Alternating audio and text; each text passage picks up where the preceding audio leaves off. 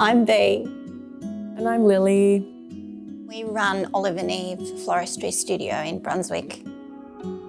The business kind of started about 5 or so years ago, and it got too big for me to manage on my own. So I called in my beautiful cousin to help me. So we're a good little team now.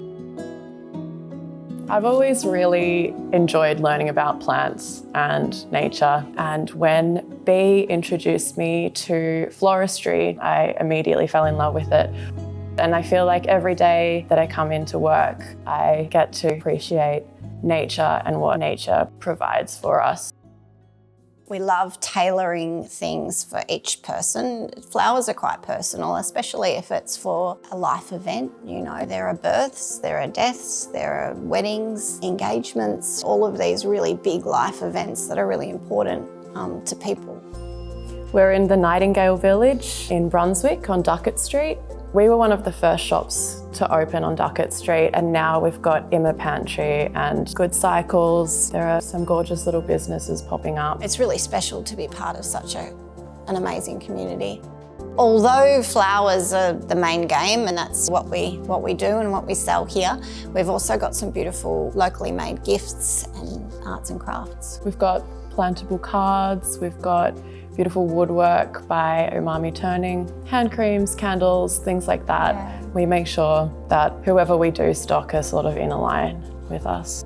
Our suppliers are all local, so we source our flowers from series. We try to make sure that everything that we stock is local and seasonal. We buy on what we call a daily blooms principle. Nothing's really more than a day old. If there are things that we don't sell, we dry them or we give them to people in the community. There's lots of things that you can do with leftover flowers. Everything that we arrange in is either reusable, things that we wrap our flowers in recyclable or biodegradable. No waste, no plastic, no floral foam, things like that. I think that's our point of difference.